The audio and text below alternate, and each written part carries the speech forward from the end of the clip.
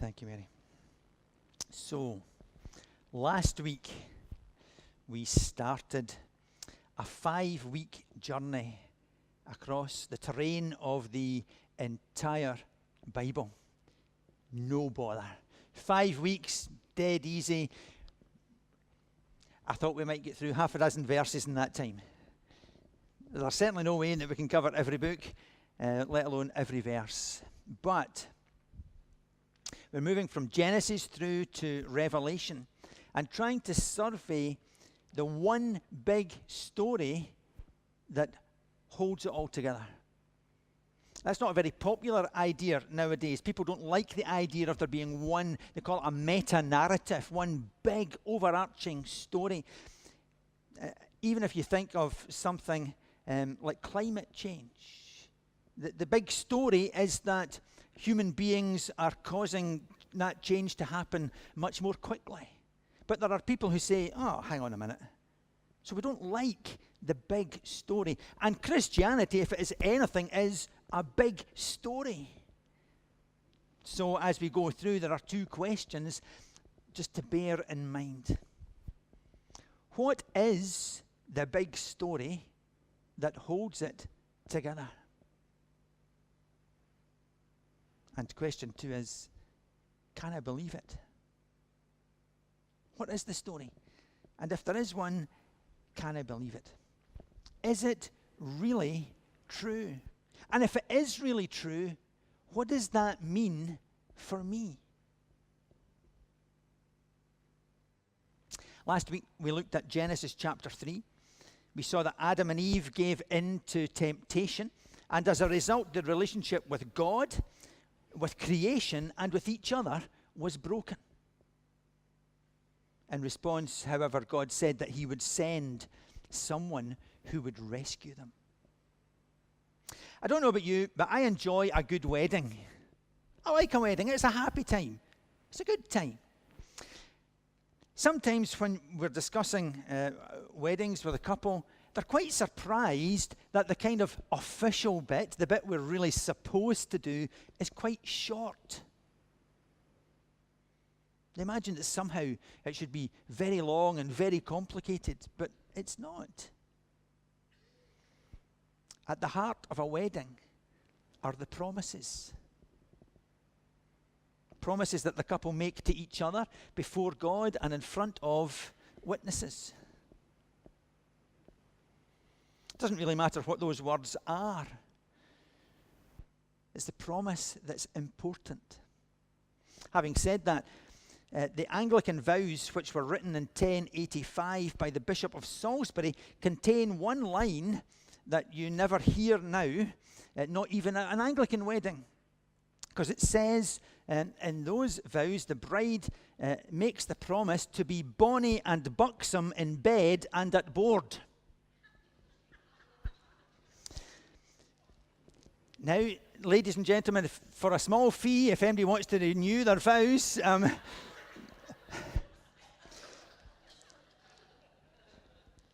of course, the words have changed their meaning somewhat over the time, and it's really about being kind and generous in the whole of life. It's the promise that's important. You don't earn your marriage. You work at your marriage. You make promises and you work them out. The Bible is based on promises too. This story of God's dealings with men and women through history is a story of the unfolding of the promises a faithful God makes to his people. We finished last week's expedition in the foothills of the Bible with the promise of God. In Genesis, he said that there would be a rescuer, a deliverer, a serpent crusher who would come. Well, since that first rebellion in Genesis, what we see is that the extending family of Adam and Eve have moved further and further away from God. Ancient events in primordial history show a constant decline in behavior and attitude.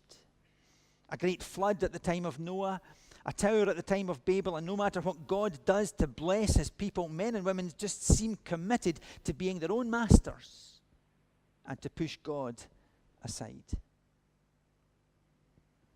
but God remains true to his promise. That's why he calls a man named Abraham.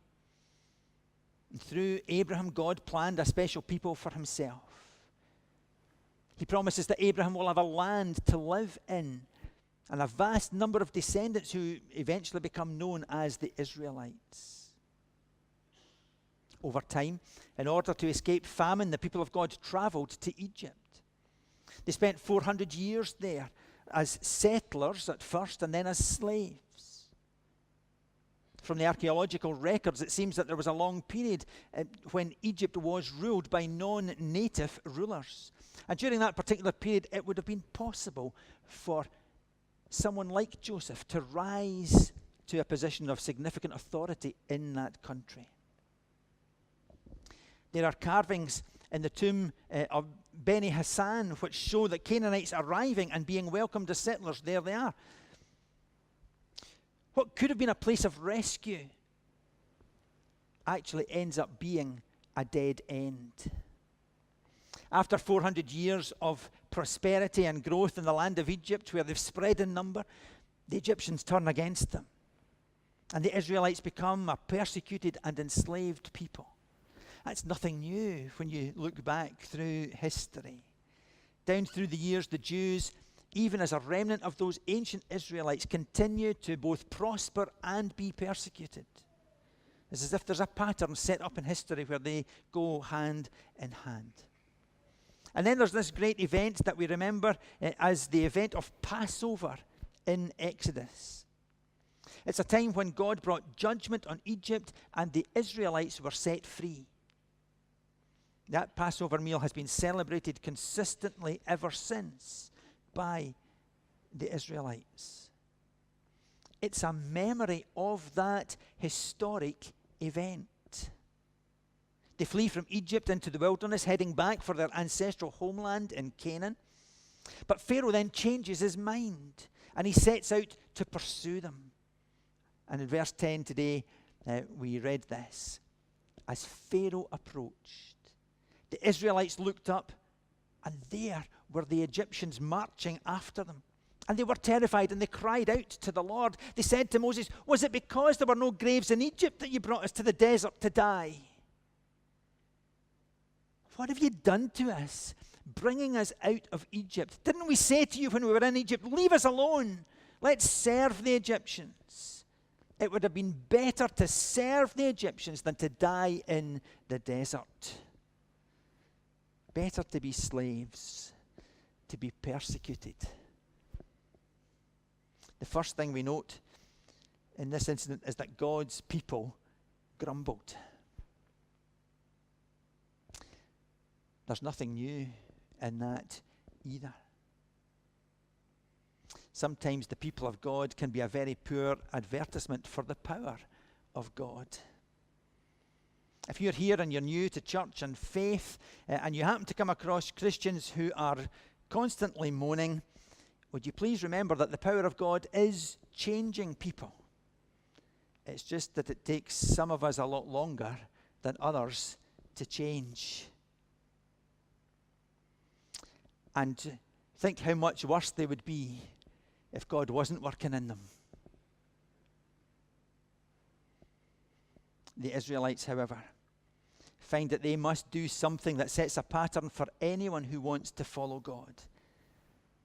It's called faith. The word faith simply means to trust God.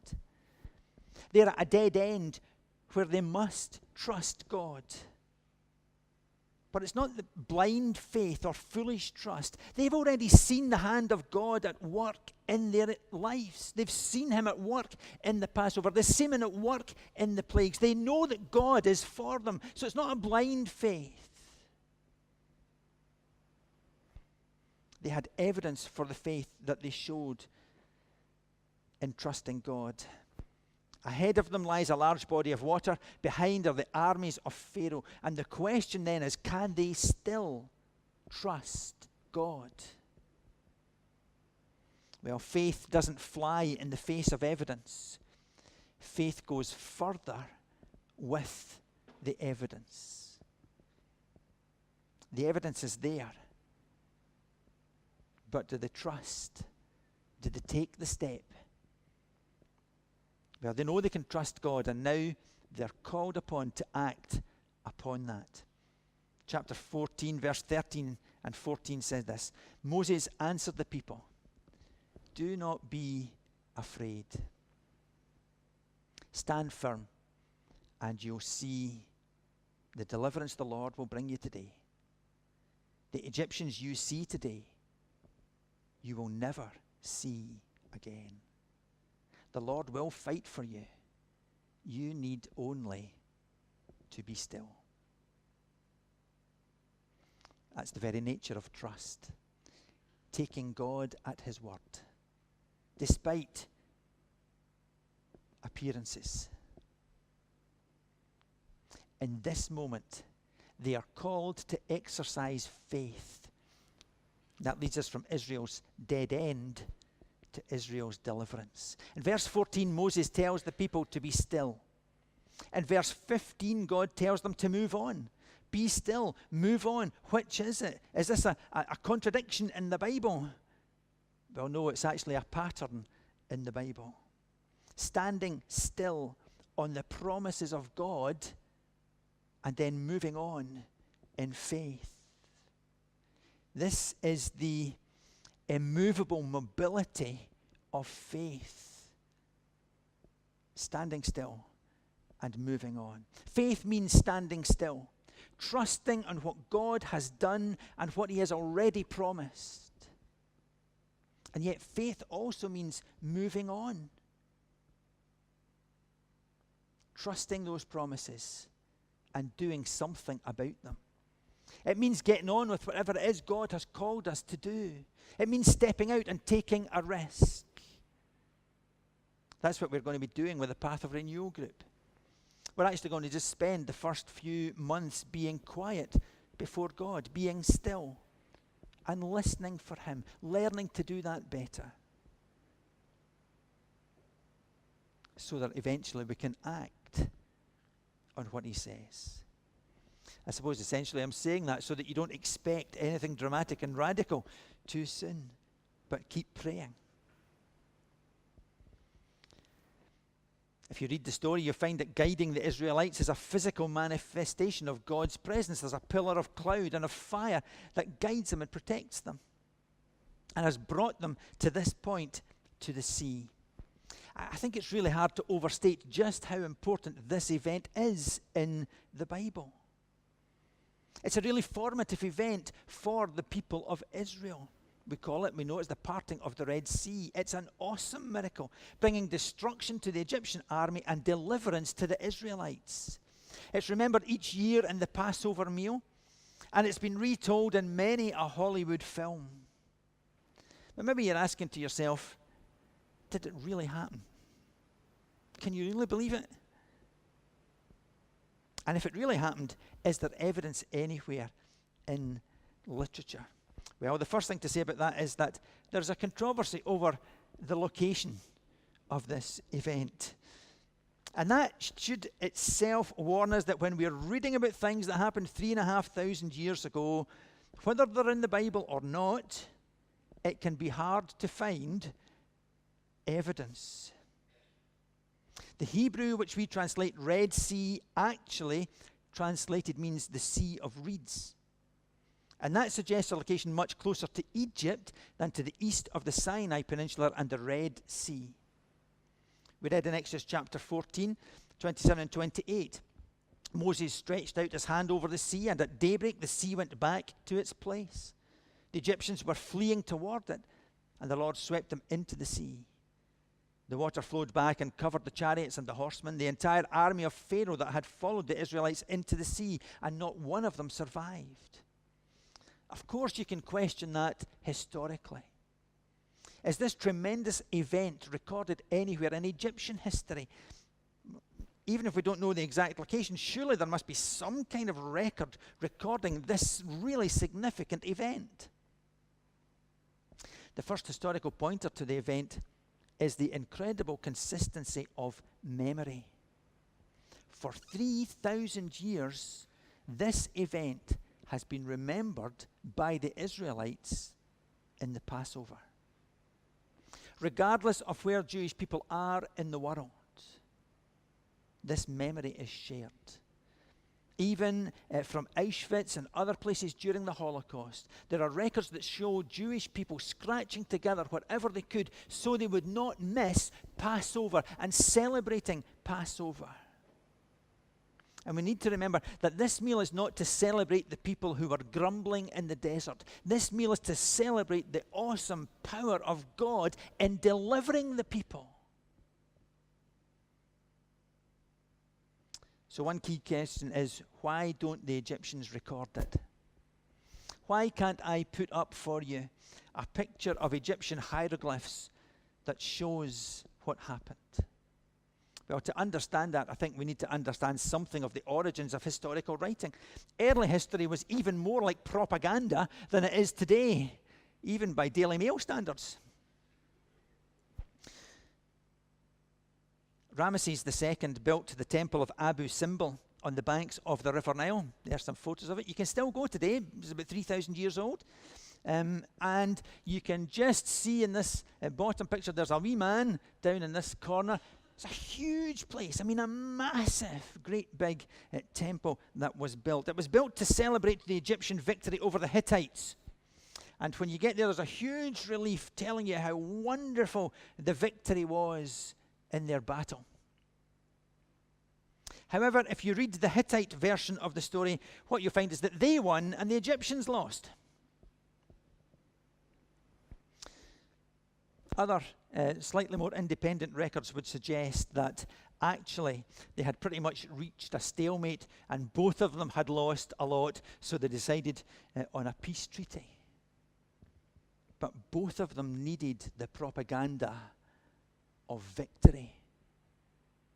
The British Museum has a list of Egyptian kings from before the Exodus to long after the Exodus, and it's significant that a number of those kings have been missed from the list. They've made every effort to erase them. A number of them would have been around the traditional dating time of the Exodus. That's the middle of the 14th century BC. And also around that time, you have in Egypt what is called the Amarna heresy. And it was called a heresy because it introduced something totally unusual to Egypt. It introduced monotheism, the worship of one God above every god. Could it be that in light of what happened here, knowing that the Israelites worshipped God, that the remaining Egyptians said, we need to worship God? I don't know. Nobody knows. I'm not suggesting that that is true, but could it be? Eventually, the Egyptians returned to the worship of their old gods and erased this portion of their history. Of course, it's not a mention of Moses. It's not a mention of the Exodus. It's simply an illustration of history being used as propaganda. The first actual record of Israel is dated around 1200 BC. And interestingly, it doesn't record the name of a city, which is what most records do. It records the people. It records the people of Israel living in Canaan, and that at that time they were enemies of Egypt. That's Israel's deliverance. And so very briefly, I want to look at their destination. Having crossed the sea, they were given the commandments. And after a generation of those who grumbled and complained died out during a nomadic existence, they entered the land of Canaan. That land has been a flashpoint in those days, and it still is 3,000 years later. The Israelites begin the settlement of the land of Canaan, and through conflict and conquest for a short time, they were able to live in peace and in safety. But is this really the destination? Is that the destination of Bible history? It's day 2 of our expedition through the Bible, and we've already made it to the promised land. Woohoo! So do we just take our boots off and have a rest? The land is still a difficult question. Even now there's violence and conflict over the Gaza Strip and on the West Bank. This strip of land, it's about the size of Wales. It has huge strategic importance as it forms a land bridge between three continents, Africa, Europe, and Asia.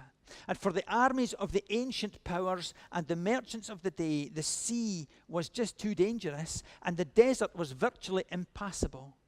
But between the sea and the desert lies this tiny strip of land. Throughout history, wars have been fought there.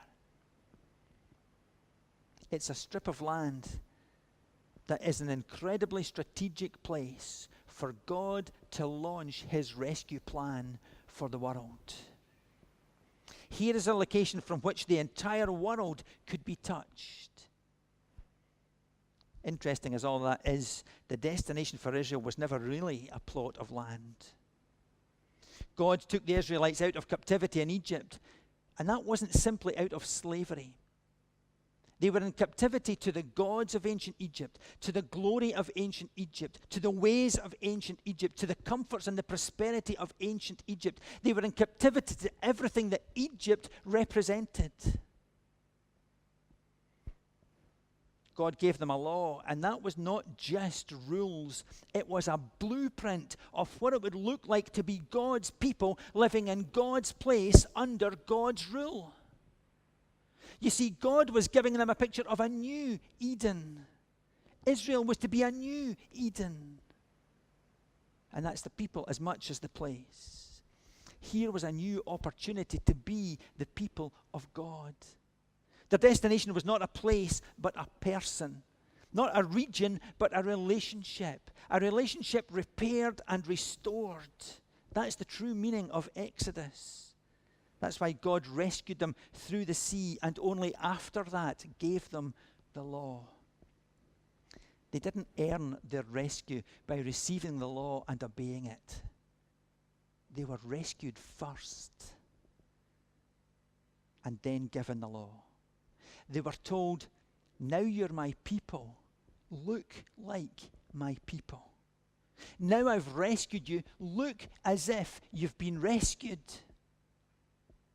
Keep my blueprint for the people of God. And so Exodus becomes a picture of salvation. God rescued people from slavery. God still rescues people from slavery. That's his business. That's what he's about. God redeems people through sacrifice. In those days, it was the sacrifice of the blood of a lamb. Today, it's still through the sacrifice of the blood of a lamb. That's what we're doing here today, to remember that. God redeems people even now through sacrifice and draws them into relationship with himself. That's why 1,500 years after Moses, Jesus would still speak of an exodus. Jesus speaks of a crossing in John 5:24. Very truly I tell you, whoever hears my word and believes him who sent me has eternal life and will not be judged, but has crossed over from death to life. The death of Jesus makes our personal exodus possible. You see, God wants you and he wants me, and he doesn't primarily want us in the church. He doesn't primarily want you in a place. He just wants you. He wants to know you. He wants to love you and for you to know that you're loved. He wants to be in relationship and in communion with you. He wants you and he wants me. And to that end, he sent Jesus to be the rescuer. Believing in Jesus makes all the difference. It's about having your own personal exodus. You cross from the world of death to the world of life. You cross over from slavery to the things that hold you back to the freedom of new life in Christ. And what look like rules and laws don't look that way anymore. They become a picture of what we want to look like as children of God, not because we have to, but because we want to. We want to be free of the past. The exodus that really matters is not the one we read about this morning, important as it is.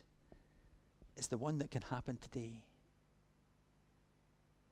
If you're here and you've never taken that step from death into life, It's through faith in Christ that it happens. It's through trusting him that he can set you free from the past and give you hope for the future. Because the original Exodus is true, salvation today also is true. Your own personal Exodus is real. If you believe in Jesus, then you too can cross over from death to life. How can you be sure? Because it happened in history. So you can be confident that it can happen today. Amen.